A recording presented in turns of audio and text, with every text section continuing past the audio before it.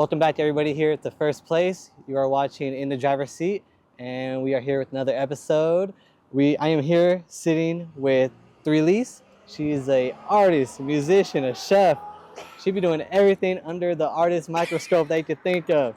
But she's definitely one of the creators out here in the Bay Area that is coming up right now. So, Threelise, welcome. Hey. Thank you for stopping by. Thanks for having me, Renee. It's wonderful. Such a nice spot. You're Threelise, a senior musician artist from the Bay Area. Yeah. How did the Bay's energy shape your musical beginnings? Yeah, that's a great question. I tell this to everybody though, but my family has had a church in Oakland for like 80 years now. Actually started in Alameda, then we moved in the 70s. And then for the longest period of my life that I was actually alive, we were off of Hegenberger behind the Denny's. So it's just like, I come from a very musical family. Grew up with some of the great like Bay Area gospel legends. And also I was just honored to be in that energy, be around them. And I still have so much to learn. I still learn a lot, I think growing up around them, I was like, I wasn't necessarily aware of like what I was around, So now I'm kind of connecting all the dots still, at this age, at this bright age of whatever, however old I am. And that's definitely how I was shaped, yeah. I like how you mentioned, being around some legends in the gospel scene, and then as well as having that church that's been there for a long time. Mm-hmm. But with that, what was like your first like vivid like musical moment that made you like, oh, I want to pursue this? Was it like a piano lesson? Was it, I don't know, but what was that first moment for you? I really find myself to be an interdisciplinary artist. Like, I can't say I'm very fixated on one specific thing and I just want to do it for the rest of my life, The moment that I realized like, oh, I have a gift, you know what I mean, is I was probably 9 years old. And I was, tasked to basically sing this song. It's called Searched All Over. And I was a part of like the youth choir. And in rehearsals, I just thought we were singing it for fun. And then one Sunday, my youth leader, Sister Chantel, who still, I love her deeply, she was just like, no, you're going to get on stage and you're going to sing now. And I was like, get on stage and sing? Like, I had always praised dance, like that was normal for me. But actually using my voice was very different because I was also a little shy. I was sassy, you know what I mean? But I wouldn't interact with people if I didn't want to interact. I'm still like that actually. But, that was like probably the moment. And it was crazy. I was able to make people cry and hooting and hollering. And I was like, I'm not even doing too much. I don't even remember the whole song, I don't think. I don't even sing the right lyrics at one point, But I was probably like 9 years old and I was definitely in the moment, right? Yeah, I was in the moment. I was nervous too, I haven't grown too much since I was 9. You feel me? And that church was humongous. Yeah. And it was like 5-6 feet off the ground too. It was pretty nerve-wracking, right? It was pretty nerve-wracking. For all these people, I'm like, shit. So from that moment, how did you land on the name Threelise? Does it carry a deeper personal like meaning or artistic meaning? What does that mean for you? Yeah, my life path number is 3. 3 is like the number signifying community. It's also representing the Holy Trinity. I don't know, everything just comes in 3s. And my name is an E. I was like, why not? Let's try it out, And it was just like, hey, it made sense. Made sense. Yeah, it made sense. And it does, the number does mean a lot to me. It's literally like one of my favorite numbers ever, except for like my birthday, which is 819. Okay. Which still simplifies into 3. So I'm like, yeah, I'm here, Yeah. Why wouldn't we do this? Everything comes in 3s. I was born on the 3rd. See, exactly. When's your Mine birthday? August 3rd. August 3rd? Yeah. My birthday is August 19th. Oh shit! See, Okay. 2 Leos. Good Leo, hey Leo. That makes so much sense. Yeah. I've been trying to figure out for these whole years of knowing you, and I've just never been able to figure it out. I'm You're a Leo. I'm Yeah. a Leo. That's why I'm comfortable with doing this. Yeah. Same. Same. As far as growing up in the Bay Area, were there any Bay Area artists or movements that you were inspired by growing up? Yeah, I would definitely say like the Black Panther movement inspired me. Artists that inspired me, probably like Boots Riley. I really like him. He's really like funky. Um, Probably Miss Alfreda Lyons Campbell. She's like like a gospel singer out here, very talented. Of course, Miss Lena Bird Miles as well, another gospel singer. I also really gotta pay homage to like Goapele. I feel like my style of music wouldn't even be like, possible or somewhat palatable and acceptable from to other people if it weren't from her. Like I love myself, I love my music, but yeah, I feel like she really paved the way for us little artsy, you know what I mean, alternative R&B girlies, For sure. And even like with the sound healing and stuff like that, yeah, like I'm able to incorporate that and people really receive it just because, we're also from like a really crazy melting pot and it's beautiful, The Bay Area is definitely. I've been to Idaho, just an example, and I'm just like, Yeah. it's so different. It's different. It's so different. Just like, it feels like we're in this bubble just of creativity compared to other places I've been, and it's just, it's really eye opening to say the least. So I feel like we're blessed to be here for sure. Like I'm like, I wouldn't have it any other way. I think sometimes what might irritate me a little bit is like the lack of honesty. Yes. Let's talk more so about your growth and your journey. Sure. From the beginnings to now, what has your creative process like been, and how has it evolved from your earliest like work? Dang, that's a good question. I think my creative process has definitely like evolved in a way that I've had to provide myself more grace. I'm really hard on myself, just like in general. Um, I don't know if pragmatic is the word, but like, that was super cool. But yeah, I'm just really hard on myself. So I think as I've, developed my own sound and like worked with more people, I've just gotten more comfortable with being like, okay, yeah, this is how I show up. And this is also how people, want me to feel comfortable and they want me to take up space. I think that's another thing, like really taking up space has been super important. And I've just been encouraged to do it more and more because I'm very shy. I'm shy. I'm super shy and I'd be like, ooh. You have, your live jam sessions with some Bay Area collectives, and it sounds really raw and really organic energy and sound with those live performances. How do you translate, I guess, the live music energy into your studio recordings? Do you like try to, I guess, combine the two? Is it separate? Like, how do you go about that? That's a good question. All these questions are so good. You really pay attention. You pay attention. I love to perform live.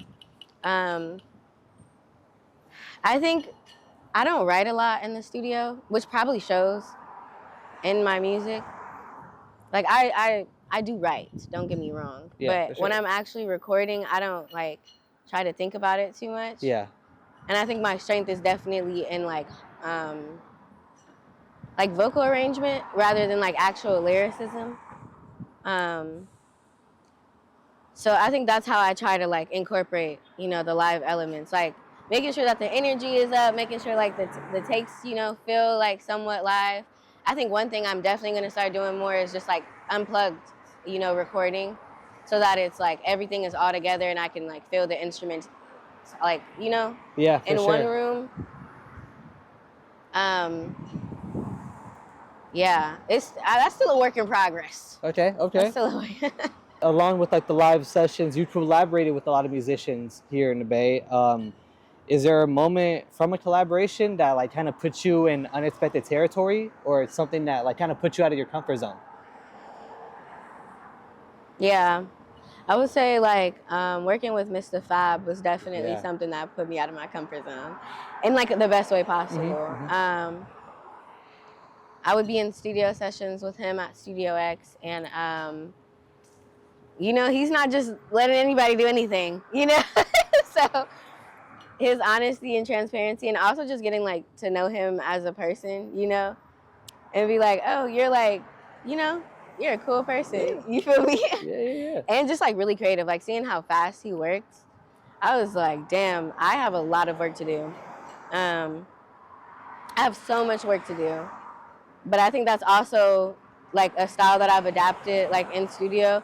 He'll just like, you know, he'll punch in or he'll like write it all out and it'll just be like, come on, let's go. You know what I mean? Come on, let's go. And it's like go, go, go, go, go. And I think like seeing that from a rapper's perspective, like super cool, but then also being able to be like, okay, I'm a singer, but if I can do that in studio, if I can record a verse, all my harmonies in under 30 minutes, I'm lit. You know what I mean? I'm hella lit. And I got to that point, which was really cool.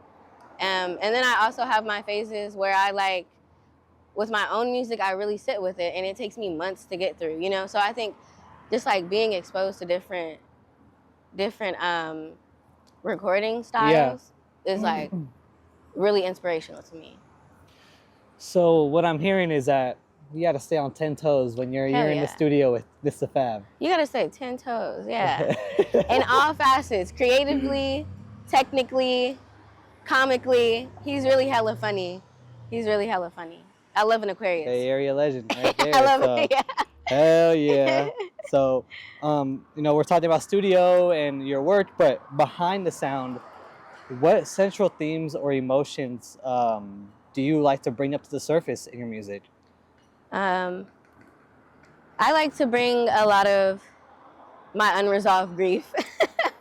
I've had a very soulful life. Yeah. And I don't always want to talk about it. Yeah, you know what sure. I mean? Like acknowledging that it happened versus like how it's actually affecting me, you know, emotionally, like on a day-to-day basis is something that's really hard for me.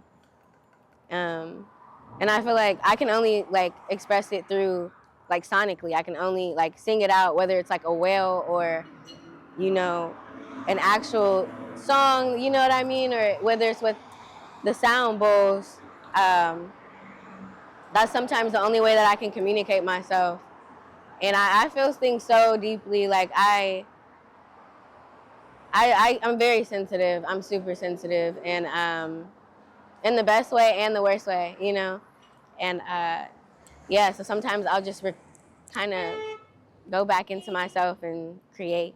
Yeah. That's all I can do. So when it comes to your stories, what fuels them? What fuels them? Like, is it joy? I mean, nostalgia, resistance, happiness, oppression. I don't know. Yeah. Whatever. Like, what kind of fuels your stories? I think it's my personal like lived experiences. Yeah, I'm like, yeah, I don't know. Nice engine. But yeah, I think, yeah, my life, I lost my father to gun violence, which, you know, I didn't acknowledge for a while, that it had such a crazy effect on me and how I moved in community, even though like I very much so valued community and like love everybody. There's like a deep mistrust that I'm like acknowledging and really trying to work out just because that happened, you know?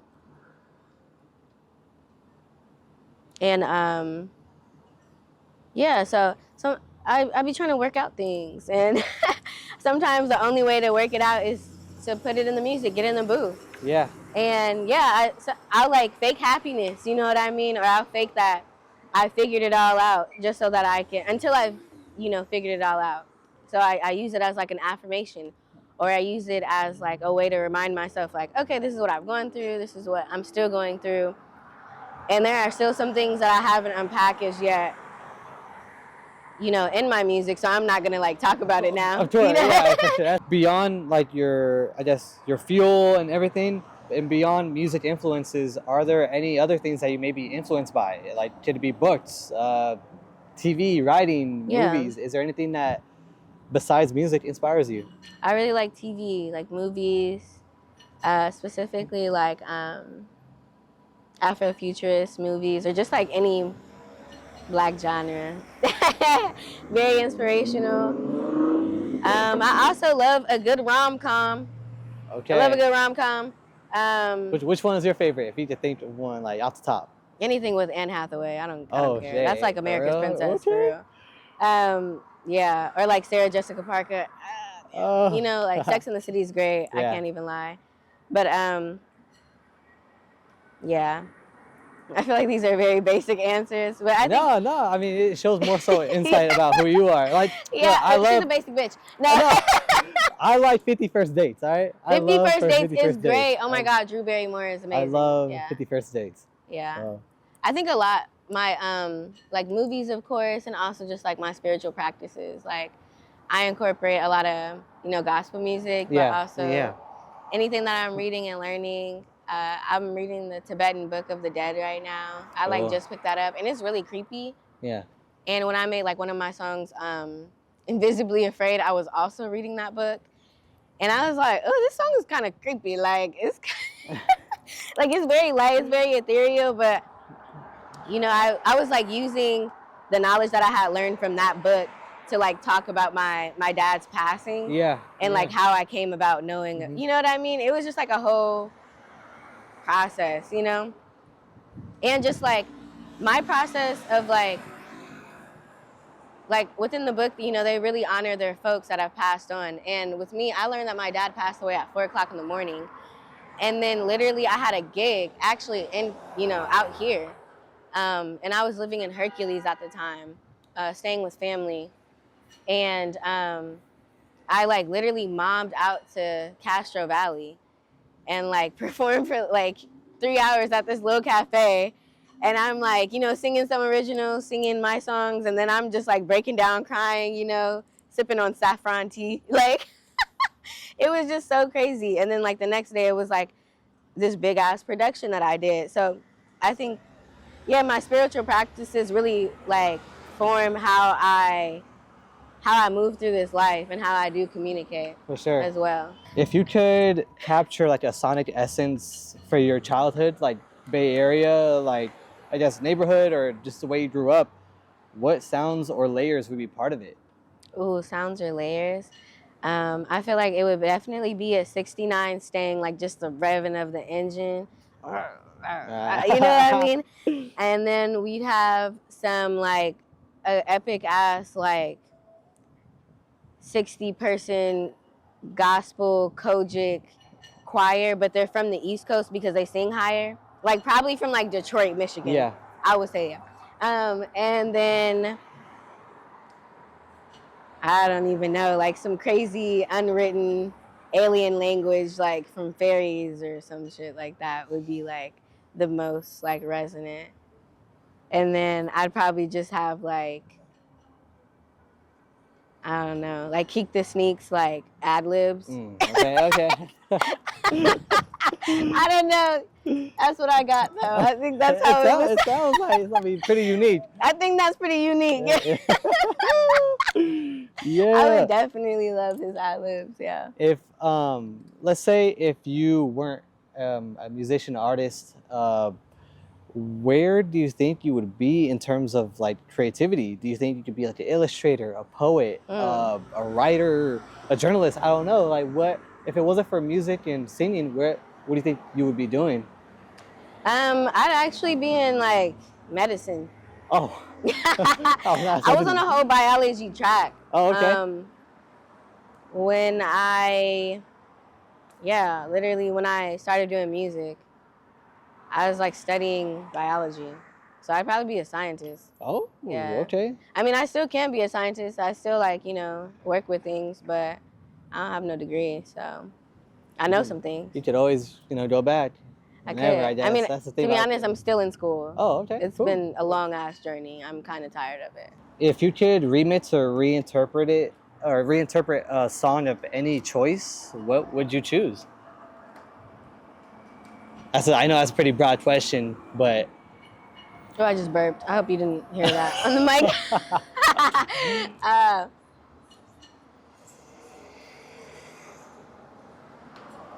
Damn, I don't want to take forever to think about this. I want to say take something your time. dumb. Take your time. Apples and bananas? Nah. You know that song? You know that song? Do I got a song? Apples and bananas? Wait, by Do you who? know that song? By who? I forgot. Apples and bananas. No. Yeah. What song would you choose though? If I could reinterpret or remix any song, it would probably be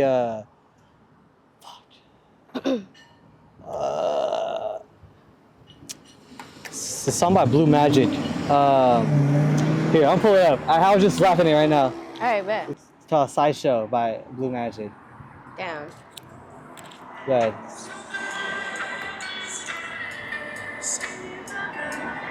That's crazy. Why don't I know this? There's got to be no sadder to see. Doubt about its satisfaction's guaranteed. So Yeah, I fucked with that one. Bruh, send this to me, please. Okay, I That's got you. crazy. Yeah, I would interpret or like remix that one, but like turn it, I don't know, remix it to electronic, into like, I don't know, I feel like there's so many samples there I could like use and like make it to like a beat or just re-sing it if I wanted Yeah. to, you know? But You can sing? No, You can sing. no. In the shower, yeah. All you gotta do is sing it, bare speed, bring it down a little bit, then bring it back to normal. You'll be good. You can sing. Okay, all right. Yeah, okay. Hey, fuck He's it. a little bare speed. You can do anything with bare speed. So apples and bananas though. Yeah. okay. Okay, I remember. Yeah. I like to eat apples and bananas. Oh! Oh! Nah, I'm fucking with you. I was like, are you You thought I was dead ass. Oh, dead ass. Well, I was like, no way, are you for real? For real, what? No, what song would I do? I really want to try to reinterpret the Clark sisters' "Blessed and Highly Favored." Okay. You know that song? Yes, I do. Yeah. That is a good choice. Yeah. That is a great choice. Thank you. So That would be a sick choice. that would be, yeah, that's what I'm thinking. I'm already thinking how you would interpret it. Like, that would be dope. Yeah, I have no idea how I'm gonna do it. Or like how I would like to do it, maybe. I don't even know. Yeah. I don't know. Like maybe like a cumbia. Oh. Like that would be That would be sick. sick. That would be sick. That would be crazy, yeah. That would be. Hey, gotta do that. I might have to try to do that. Hey, you said it. It's like, I'm gonna hold you to that. Wait, I don't even know. Maybe electronic dance. Like I don't know. We'll see what comes. We'll see. For sure. Okay, so looking forward, as far as your future, what themes or sounds, or is there any new music that we need to look out for? Yeah, there's some new music. I don't have any commitments. I feel like I always say things and I jinx myself. But there is new music. It's coming out. I've been like, steadily releasing new music for like consistently for a minute For now. sure. So I feel good about it. I just released a song with like Too Easy and Seiji Yep. called Kitchen Floor. I'm really enjoying that song and doing promo for it right now, For and sure. like just sitting in that. And I also just released a single, Jump Scare, It's really cool. I'm just really like trying to find my like R&B bag for Yeah, real. for sure. Like that's really what I'm trying to solidify, and also get a little bit more transparent in my music. Cool. So Yeah. that's what's to look for, you know. Yeah, I mean, I'm And I looking just want to forward do to some. it. I want to do some outrageous shit. I just want Oh, to start cool. hanging out with like cool people that are also on my wavelength, and we do like similar things. You know Yeah. what I mean? And like flow similarly. For sure. So it's hot. as we kind of get closer to the end of the questions and the first place questions that I have set aside, um, to someone that's watching this, what do you hope someone who's watching this turn into this interview, or who tuned into it? What do you want them to feel or think in terms of how they create and how maybe they're stuck? What would be some like words of advice that you would say? Yeah, I would really just say, look at what's around you. Look at who's around you. How are you getting inspired, and what's taking away from your inspiration as well. Anything could be siphoning your happiness and your joy. And if you don't have those things to even fairly believe in yourself to communicate everything that might be going good, everything that might be going well, like um, there's kind of you'll stay stuck, you know. And sometimes you gotta shed those layers. You gotta be like a snake, you know what I mean? Not move like a snake, you know, but you just gotta shed. You gotta shed some skin, you know. You got to evolve. You have to evolve. Yeah, evolution is quite literally inevitable. So that's what I would say. Great And answer. I want you to feel joy and laughter and happiness. I want you to laugh. I love to make people laugh. That's like literally, I think that's a Leo thing though. It is. I love to make people laugh. Yeah. It is.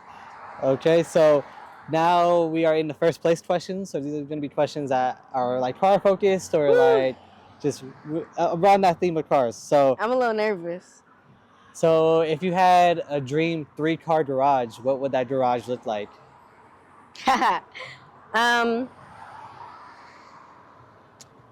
Okay, probably a 68 Stang.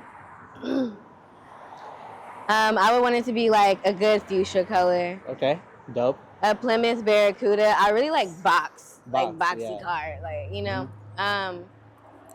And then this is gonna be stupid, really stupid. But I'm gonna still keep like a 2-door Civic. Hey, that's real as fuck though. That's real as I'm fuck. gonna keep a 2-door Civic. I love a good. You know, my mom raised me in a 2-door Civic, and I don't know how she did it. She was really young with a whole baby and a stroller and a little coupe. That's baddie. That's baddie energy right there. I don't know, you know. No, that's real. That's a realistic 3 for sure. Like you can never go wrong with like your commuter 2-door Civic. They'll never let you down. Never break down on you. All that shit. You can't, literally. Oh yeah, that's real. Yeah. So, did you by any chance watch any of the Fast and Furious movies growing up? I did, yeah. And do you have a favorite? Don't include this question in here. They're gonna be like, this girl don't even know nothing about cars. Nah. Do I have a favorite? I mean, I've always liked Porsche, so anything that was just cute and shiny, I liked it. Okay. And pink. All right. That's fucked up, Renee. You're like looking at me so disappointed. You're like, damn, girl, you should have. No. No, you're all good. But so obviously we all drive. Yes. We all, as humans, America is a car-first society compared to like other countries. Yeah. But when you're driving, what are you slapping when you're cutting up? Ooh, that's a good question. I'm slapping everything. I'm slapping ambient music. Lately, what was I slapping? I was slapping Nora Jones when I pulled up. Okay. Yeah, just now. I don't know why. Yeah. I have like this playlist called Remember You're Never Far. And I do a lot of like my transmuting, and I think about it a lot in the car because I drive a lot. Yeah. And it's just like a really good playlist that like reminds me of myself and like who I am. Mm-hmm. And just like things to look forward to. For sure. You know? Yeah. Yeah. Cool. Very last question. And this is like interpret it as like, why should people care about you? That's kind of how I questioned it. But why do you deserve to be in first place? Because I really don't even care if I get it or not. I don't care, but somehow, some way, I'm blessed and highly favored. Oh! I really don't care, but yeah. Okay. Well, thank you, Three Lease, for coming here, doing this interview with me. For those watching, this is Nakayama Motorsports. Thank you to Johnny for letting us use his space. And that was another episode of In the Driver's Seat. Thank you for watching. See you next time. Yay! Yeah.